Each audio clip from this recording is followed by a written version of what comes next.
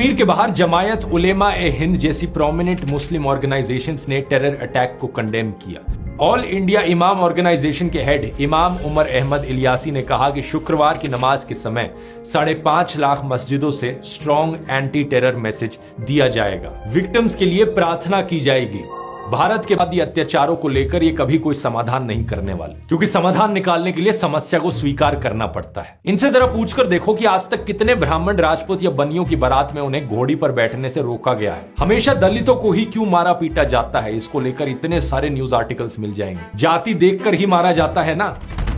दूसरी बात इस पोस्ट से पता चलती है कि बीजेपी वाले देश में धार्मिक नफरत फैलाते रहेंगे। ये आतंकवादियों का जो एजेंडा है देश को तोड़ने का, हिंदुओं को मुसलमानों से लड़वाने का, देश को सिविल वॉर की कगार पर ले जाने का, यही एजेंडा बीजेपी के लोग भी फॉलो करते हैं। चारों तरफ आप इन लोगों की पोस्ट देखोगे सोशल मीडिया पर, सिर्फ एक ही चीज पर फोकस करते हैं, हिंदू वर्सेस मुस्लिम्स। ये चाहते हैं सभी हिंदुओं के अंदर डर बैठे, आतंकवादियों से नहीं। कश्मीर के बाहर जमायत उलेमा ए हिंद जैसी प्रोमिनेंट मुस्लिम ऑर्गेनाइजेशंस ने टेरर अटैक को कंडेम किया।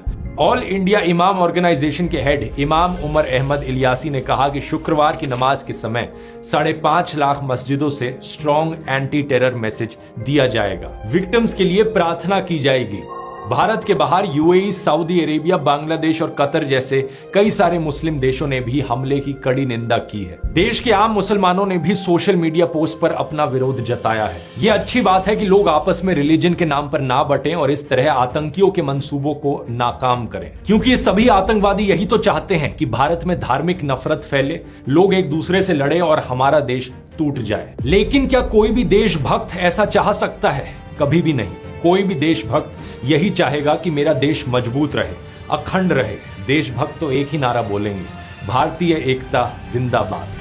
आप भी इस यूनिटी के संदेश को कमेंट्स में लिखिए अगर आप इससे एग्री करते हैं तो। मुझे बस ये बात नहीं समझ में आती कि बीजेपी वालों को इस नारे से इतना करंट क्यों लग जाता है। मैं चैलेंज देता हूं सभी बीजेपी के नेताओं को, अपने सोशल मीडिया पर लिखकर दिखाओ, भारतीय एकता जिंदाबाद। मुझे लगता नहीं कि इनमें से ज्यादा नेता ये लिखने की हिम्मत कर सकते हैं, क्योंकि इन फर्जी राष्ट्रवादियों को नफरत फैलाने से फुर्सत मिले तभी तो राष्ट्रीय एकता की बात करेंगे। ये मृतकों की अस्थियां ठंडी भी नहीं हुई थी कि बीजेपी छत्तीसगढ़ के ऑफिशियल ट्विटर और इंस्टाग्राम हैंडल ने यह बेहद ही भद्दा पोस्ट किया। एक गिबली स्टाइल इमेज जिस पर कैप्शन लिखते हैं, धर्म पूछा जाति नहीं, याद रखेंगे। इंडिया टुडे की पत्रकार प्रीति चौधरी ने इस पर तंज कसते हुए कुछ ऐसा लिखा कि किसी ट्रेजेडी का फायदा उठाने के लिए कोई समय ज्यादा जल्दी नहीं है। इस पोस्ट से दो बातें साफ दिखती हैं। पहला यह कि जातिवादी अत्याचारों को लेकर यह कभी कोई समाधान नहीं करने वाले, क्योंकि समाधान निकालने के लिए समस्या को स्वीकार करना पड़ता है। इनसे जरा पूछकर देखो कि आज तक कितने ब्राह्मण, राजपूत या बनियों की बारात में उन्हें घोड़ी पर बैठने से रोका गया है। हमेशा दलितों को ही क्यों मारा पीटा जाता है, इसको लेकर इतने सारे न्यूज आर्टिकल्स मिल जाएंगे। जाति देखकर ही मारा जाता है ना।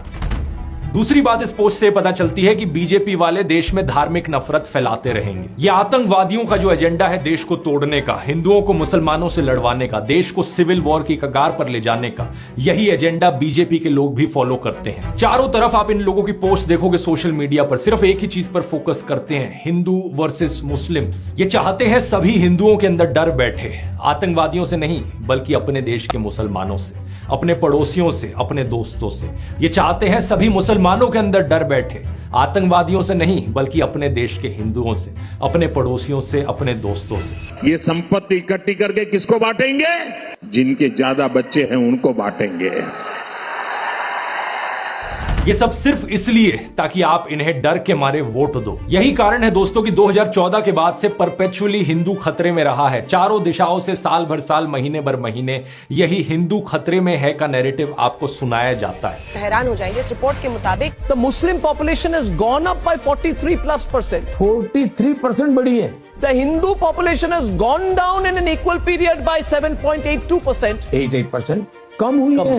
Think about this. It's crazy. एक साजिश चल रहा है भारत को गजवाए हिंद करने का, इस्लामिक स्टेट बनाना चाहते हैं। जबकि 2014 से पहले इसकी आपको कोई बात भी कहीं सुनने को नहीं मिलती थी। सिर्फ सत्ता पाने के लिए ये देश में हिंदू मुसलमानों को लड़वाने की बात करते हैं, देश को तोड़ने की बात करते हैं। और बीजेपी के जैसे ही कट्टरपंथी नफरती एलिमेंट्स मुसलमानों में भी हैं दूसरी साइड पर। ऐसे मुसलमानों को आप यहां देख सकते हो, जब हमले की खबर आती है पोस्ट पर ये हंसने वाले रिएक्शन देते हैं। ये लोग चाहे सुधरे या ना सुधरे, लेकिन एक चीज आप समझ लीजिए, आप जो आम हिंदू, आम मुस्लिम, आम सिख, ईसाई, बौद्ध, जैन हो, चाहे आप ब्राह्मण हो, राजपूत हो या दलित हो, चाहे हरियाणवी हो या मराठी हो। एक बात ध्यान से समझ लीजिए कि हिंसा चाहे धर्म, जाति, भाषा या किसी भी और आधार पर हो, हिंसा चाहे जो भी करे, हर एक हिंसा की किसी अगर मगर के बिना आलोचना करे। चाहे वो पहलगाम का आतंकी हमला हो या पैलेस्तीन में लोगों का मारे जाना, चाहे वो जातिवाद के नाम पर हिंसा हो या मराठी ना बोलने पर, कन्नड़ा ना बोलने पर लोगों को मारा पीटा जाना हो। हर एक हिंसा हमारे देश में दीमक की तरह है। नफरती आतंकी लोग आप लोगों को भड़काएंगे कि उन लोगों ने ये किया वो किया, लेकिन भड़कना नहीं है। ये अस वर्सेस देम,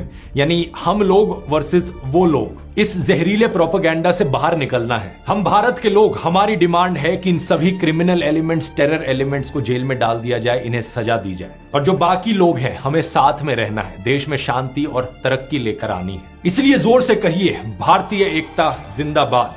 इस आतंकी विचारधारा के खिलाफ, देश को तोड़ने वाले लोगों के खिलाफ भारतीय एकता जिंदाबाद। जय हिंद।